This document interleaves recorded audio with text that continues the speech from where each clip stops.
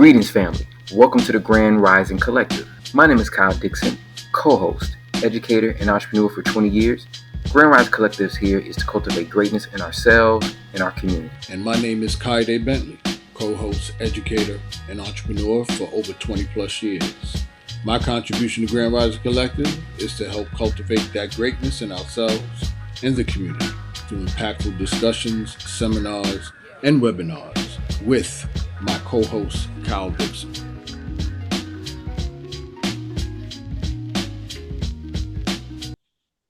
Real quick, Kyle, let me want to follow up with Doc on that. There's a series of things crossed my mind while you were saying that, Dr. David. Going against the system which has dire consequences. Life. There's a system set up that profits off of that. I don't know if this is a question or more like a statement, but just something to get your take on. How do you in order to well, maybe that's not exactly accurate nowadays with technology, but I'm gonna throw it out anyway. The theme or the program or the plan, whatever it is in order to get a good job, you have to have a good education. Which is, you said, the con, right? Mm-hmm. Because the con is designed is designed to keep you enslaved. So if you have a young person or a group of young people or community that is woke and knows that this is a con, how do they go about making a living without that piece of paper that's designed to keep them enslaved? Yep. Yeah, and I really appreciate that question because I think this is what folks are asking in real time, right? Because what young folks are seeing in relationship to college, and I'll just use my own example, right?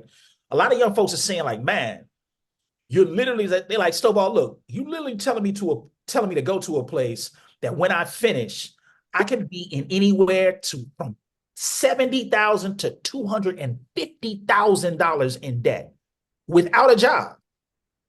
Right. And I remember a group of young folks put that to me and I was like, shit, you're right. So now how do we navigate that? Right. So in Chicago, there's a program. So if you have a 3.0 in Chicago, you can go to any of the city colleges, which is our community college system. You can go to any of our community colleges for free and get an associate. So in terms of strategizing, I was like, okay, y'all, well, let's think about this. You do 2 years at a community college, get the associates, you got enough hours to transfer in to a 4-year, that cuts the debt in half. If you qualify for scholarships, it'll cut the debt potentially anywhere from 10 to 30% more. So now let's figure out those strategies because to your point, Kaide, it's the navigation, right? Yeah. So now, like, we know what the con is, right? We know how we get got. So now what is our fugitive planning in that structure? And then the other work is saying, okay, well, how do we now start to galvanize? We got these gigs, we got some resources. Now, how do we get with other folks to utilize those resources to support each other, right? So now it's a different strategy, right, in terms of what it is that we are doing. And like I said, the contradictions of capital always flow in that, right? Because like you said, you're in a world where now you need particular resources just to maintain yourself, right? So now we have to think about, and that's how street economies work, right? Because people have been dislodged and disconnected from these quote unquote above ground jobs or what have you. And some folks are just like, no, that's not necessarily working. And if I've had any contact with the criminal legal system, I might have been cut off from any type of space, right? So it's really around how do folks navigate those spaces, because those are real questions that people are asking. Because when the young folks put that to me, I was like, shit, you're right. Like it's no, like we can't, like there's no question about that, right? You are absolutely right. So now, what strategies can we enact to alleviate that you being incurred with so much debt, right? So let's think about that in real time. So I think those are the questions that we should not run from, right? That we should go right into, because that's the space that folks are grappling with, right? Because young folks are smart enough to have foresight to say, Yes. look, man, what? You asked me to go to this spot? I'm cool. I'm good. The math ain't mathing. Exactly right. Exactly. That's what's like. Look, that math is not mathing. What are we doing? Right? They like, no, man. Because and I thought about that. I was like, yeah, man. You go to a spot, you come out. You two. Like, think about that, man. You $250,000 in debt, no job. It's like, damn, right? And they asking for the first loan payback 6 months after you finish up. Yes. So you like, man, like you out here hectic. Yeah. So it's really around putting that in a larger conversation. Indeed. No, that was a valid question. What Kaidi said. No, man, that's on point, because I mentioned this in our podcast before, brother David, that I didn't apply for scholarships. I got, grants and loans, and my parents helped pay for some of my tuition. I went to HBCU, and that was one of my regrets. I didn't go for the scholarships, because I could have eased that pressure off of my parents a little more. And my thinking at the time was, oh, they're not going to give it to me anyway. That kind of like that defeatist thinking. Like, I'm gonna do all this work, and I'm not going to get the scholarship money anyway. And what's it for? So that was my naivete and ignorance.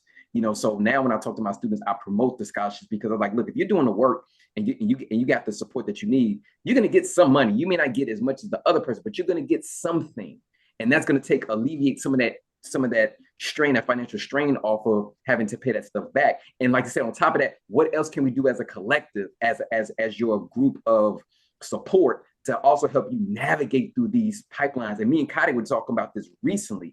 Him and I were talking about how frustrated we're getting, because it's like, how can we help our youth and other young adults avoid these so-called traps? Because they are traps. Yep. They are traps. It's like, hey, if you get this, then potentially you can make this amount of money or support yourself this way financially. But look at all like you said earlier, the challenge you have to go through to get it. Is like, hey, there's a catch. If you can hop over this hurdle, then you can get it. Well, there's another hurdle right after that, and you might not even, and it might be filled with spikes and water troughs. Yep. And if you don't know it's coming, it's going to totally throw you off. But like I said, having those people around you and gathering those resources to say, hey, after you make this hurdle, expect a water trough. You're like, what? A water trough? What? Just trust me. You know what I'm saying? Like, but here's what you can do. You know what I'm saying? So that was helpful for me in certain aspects, but in that small aspect of my college, I did not have that encouragement enough. But again, not blaming on anybody, but I just know hindsight 2020 is those were those challenges that were coming up, and it makes a huge difference. It makes a huge difference. Let me all right. So usually, because when I share this information with my youth and the people I mentor, Dr. David, Cal knows this, it's doom and gloom, because I give it to them straight. I don't sugarcoat nothing. I let them know, yo, at 18, this is what it is. I go through that whole thing, and you can see a level of apathy in them, if that's the right word. It's like, it's going to work out. Either it's going to work out for me anyway, or if it don't, I'll deal with it. I'll cross that bridge when I get to it. So what I usually like to do is I give them a dose. You 2 steps forward, I don't want to use that analogy, but with the bad, I try and give them some good. Yeah, and Scotty, just remind you do that workshop, that excellent workshop with them, the step by step trail. Yeah. I'm doing that as well. The SYEP, part of the SYEP program called Career Launch. But my question thank you, Kyle. The question to you, David, is just give some, let's try and get some light on this, or silver lining. What improvements have you seen with our young people? What can these new gens teach us as adults? Yeah. I think one of the things that I've learned from young folks, y'all, in a way that I would have never expected, is the importance of collective community care. Oh. Like that's something, because, coming into coming into consciousness raising work, justice centered work, you see many of the icons of the work, and you read stuff by Che Guevara, who says, the true revolutionary is motivated by feelings of love, and it just becomes rhetorical, right? Mm-hmm. But the thing is, what does that mean in real life? And young folks have taught me that, right? So they have been very clear around saying, all right, look,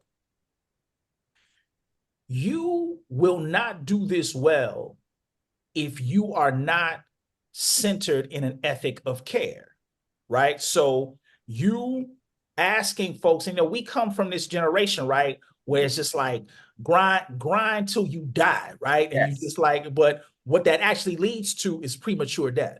Yes. Right? So this thing where young folks have been like, all right, look, how are we supporting each other? Right? So how are we supporting each other? What does it mean to say, all right, look, we're going to do a group exercise. We're going to do group exercise. All right. After that, we're going to eat together, chill out, get some nutritious foods, and then figure out, what we're going to do after that. All right. Then, we're going to throw a party, right? But we're going to kick it, and we're going to do it, but we're going to make sure everybody is safe. Right. So, that has blown me away, because I was under the operation. You're like, what you mean, love? This struggle, what you talking about? What you on right now? That's that bullshit, right? But young Bloods was like, no, Doc, look, you're gonna have to chill out, because we want you around here longer. You go that route, it ain't gonna work. Right.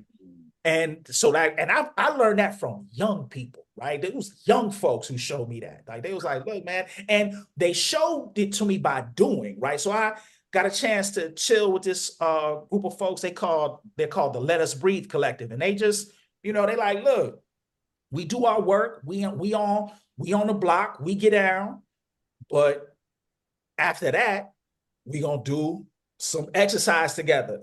After that, we gonna eat together, right? And then we gonna retool, and then we gonna figure out what the next steps of our work is. So that's like, damn, that is real. They doing real communal work, right? And for me to see that, I was like, damn, that's a whole different space. They had a campaign around sexual violence, and it was called she good, we good.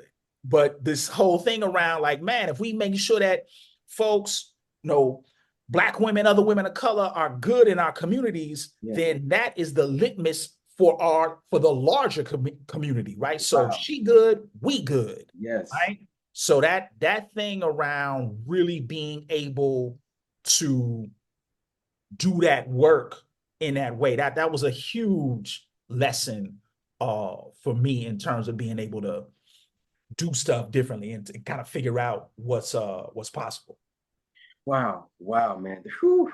That's amazing, man. And that's a pertinent question, because people wouldn't think to ask that, but we had to ask it, because again, when we talk about being in these educational spaces, whether it be schools, whether it be parks, whether it be people's homes, whatever, we know that learning is reciprocal. You know what I'm saying? As we teach, we learn. As we learn, we teach. So, Kade, we are really about that. And I learned that from brothers like you, and getting my training in Chicago, man, because it's important. I really love working with the youth, man, because they really have a lot of ideas. And I wish someone being reminiscent of when I was coming up, I wanted teachers to ask us more questions, because I was like, we got a wealth of information amongst us that y'all don't even know about.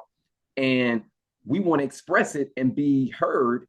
And we think it would be beneficial to the experience. But because we're children, they should be quiet and just, sit down and learn. It's just like you missing out on a whole lot, on a lot of insight, So no, we definitely have to ask that question, because it's very important. Kade, I don't know if you want to follow. No, that was good. I'm surprised. Well, how old were these? My question is, how old were these? So these were young folks between the ages of 16 and 25. Yeah. Okay. Now I'm glad to hear that. Because I haven't that specific. I get what I get from young people that keeps me young and keeps me alive is their I don't know if I don't want to use the word hubris because sometimes that's associated with something negative. But what I do get hope.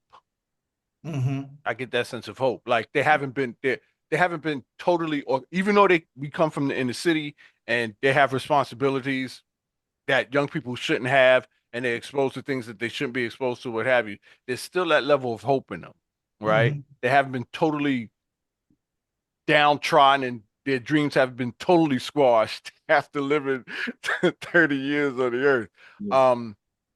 And here's one I'm glad, I'm led to say this and it comes up in this conversation.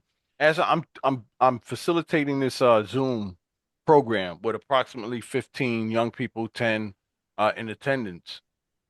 And what I'm amazed, and these are Dr. David, these are young people who are still in their like sophomore, junior year in high school. I brought up the situation, this is a little abstract, but and then we'll get to the question. I brought up the situation regarding the Trump assassination. Keep in mind, these are sophomores in high school. When I was a sophomore in high school, I wasn't even into politics like that. I didn't even care about politics. But they brought up, it baffled my mind. They brought up that this could have been fake or campaign to try and get Trump in office and stuff like that. And to hear these young people say that at their age and not be so ambivalent to it and concerned about the Drake and Kendrick Lamar, because they even gave insight on the Drake and Kendrick Lamar battle. So, but what I'm impressed by is that you have a segment, I think a growing segment of young people who are going to change the dynamic, like some good leaders coming from the inner cities. And that's what I'm impressed by. So, when you shared that and you shared that when I thought that was just great. And I wanted to give props to young people and to hear you say that collective, you said it's the Let Us Breathe collective. They say we're going to party, we're going to chill, but then we're going to get together, we're going to eat healthy and stuff like that. That was inspirational to me. Yeah. And let me know, hey, it's not total loss. Don't give up the fight because there's sometimes I'm like, what are we doing this for, man? If it's already predetermined, forget all this. But no, this is why we have to keep the fight going because this is what it leads to. But that's all I wanted to add to that, Kyle. And then the question is, I think we kind of answered it already. As a professor, Dr. David, how in line with solutions, because I'm also solutions based. We have all these problems. We just start focusing on these solutions, not just like you said, not just in word, but in action. Line that up. How do we better equip white and black teachers to empower black and brown people in dangerous urban and rural areas? Yeah, I mean, go ahead. Now I was gonna say also keep in mind that even though the teacher may look like us, right? Yeah, they might not necessarily may not be us, right? So the thing around, and I think it's a really important recognition, right? So our grandmother's wisdom when they say all skin folk ain't kinfolk, that's a lesson, right? In terms of who demonstrates their commitment, right? How do they demonstrate their commitment? I think, and to your question, Kaede, I think the big thing is how do we remain humble, consistent, and committed, right? So now, if we are humble to the process, that means we're open. We understand ourselves as learners, right? So a good teacher always understands themselves as a learner, right? So they're always, so it's not that they got this thing to impart, but they're always learning something that they can put into the work that they do. I think another thing is really an understanding that education is a protracted process, right? It's not it's not immediate, right? It's not linear, right? Sometimes you won't see the results of what you do until 10 years later, right? So somebody in your program, Kaede, comes to you in 2034 and was like, man, Mr. Bentley, yo, this, like what you was talking about, I'm feeling that right now.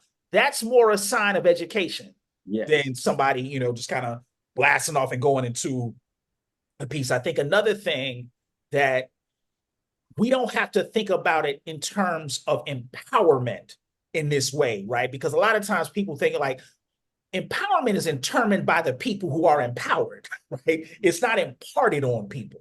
And I think when we start to think about, well, what is our commitment? So whoever is teaching our babies, what is their commitment to them, right? And then how do they demonstrate love in their practice, right? As something not far away, but as a practice that is ingrained into what you do, right? So I think those things really become important because, for classroom teachers, K-12, university folks who are teaching in non-traditional spaces, we're in a moment where this thing is going to get tougher. And we have to really be clear around our commitments as this thing gets tougher. So I got to ask you a hip hop question because we're a hip hop generation. Hip hop influences our work. So I got to ask you that. And my question is, we talk about Chicago being third largest city, major artists, musicians, everybody come out of Chicago. So I was gonna say top 5 Chicago MCs artists. Right. Yes, your top. Man. Look, thank you for that. Thank you for that question. Look. And a lot of them will be more underground folks, but y'all know Common, we went to high school together. So so Rosh for sure, without question. Gotta put Twista in there, right? Because Twista was like one of the originators because he was like he kind of brought, mainstream, record companies to even look at Shy, right? Yeah. Another person is somebody that's more underground, cat named J.U. Ice or Juice. Yeah. Like Juice is cold, right? I mean, he cold. He cold, man. Cold, right? Now there's another sister that put it in there. Her name is Ange 13. Now she like early 90s, mid 90s. Ange was cold, like way before the Brat got on or what have you. It was Ange 13. Like Ange 13 is man.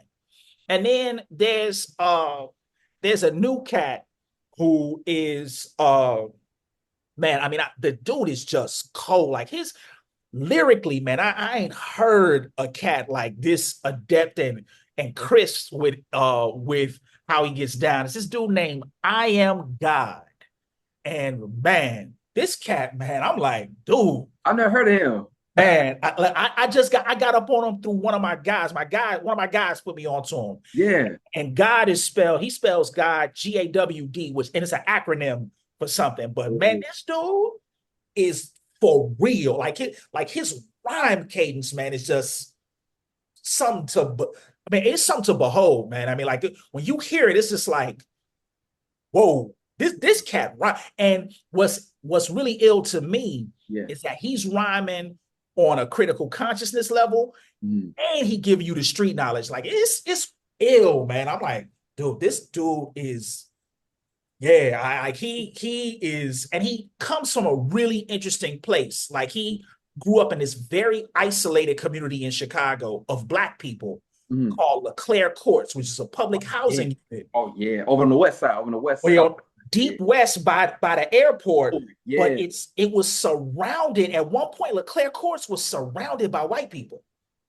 Wow. So it's like, man, I can only imagine like coming up in that. Like that's different. Yeah, so, it is different. But I mean, the dude's rhyme skills are just, when I listen, I'm like, whoa. Wow. Yeah. And it was interesting you mentioned LeClaire Court because I heard about them when I was there, like mostly for the ball games during the summer. Yeah, for hooping, yeah. So wow, so now I never heard nobody come out of wow. And I'm not familiar with I Am God. I'm definitely looking that up. Yeah, peep him. Yeah, he's solid. Okay. I'm gonna check him out. Yeah, Cal. And the last question: who is your Chicago or New York or global, who is your MC equivalent? Oh, right. That's a good, in an educational space. Like right. Yeah. I would say I aspire to get on the level of a cat I really have just kind of paid attention to over the years. And actually, he's a Queens cat. Guy named Pharaoh Monk. Yeah, so I got that. Like I really like he has always been up there for me. And then I got a chance to sit down with him years ago. So Okay. that but yeah, with Pharaoh, yeah, Pharaoh would be, I think, how I try to get down in my everyday. Yeah, yeah. Oh no, Pharaoh nice. He nasty too. Nah. And cool, real cool. Always Yeah, put good dude. Yeah, real yeah, good dude. yeah. Wow. Okay. Okay. That's a good one. That's a good one. Okay. Word. So, brother, Dr. David Stovall, man, and it's been a pleasure, my brother. Please let people know how they can contact you if they have any questions or follow what your work you're doing. I know you're coming out with something soon, so please promote. Yeah, definitely. So I'm at the University of Illinois at Chicago. If you go to their website, www.uic.edu, and just go to the Department of Black Studies, all my info will come up. And indeed. So, family, I know Doctor got to go. Family, we appreciate you. We appreciate your time. We appreciate your energy and listening to us politic on the issues of our youth, our educational system with the brother who's a professional. He's an activist, an educator, a lover of the people. Dr. David Stovall, brother, we appreciate you, man. Man, thank y'all so much, man. Really appreciate it, man. Yes, Thank you sir. so much, Doc. We usually Man. do it. We didn't mention this before, 3-2-1 piece. Yeah. I'm tired of that, Cal. I'm literally tired of that, man. You got to come with something new. But anyway. It's a better joke, yeah. But hey, we got to do it. Hey. Dr. Davis, I usually do a 3-2-1, and at the when we get to one, it's like we put the peace sign up and go peace. I know this. That's what we're gonna do when we close off. Right, so ready? 3, 2, 1, peace.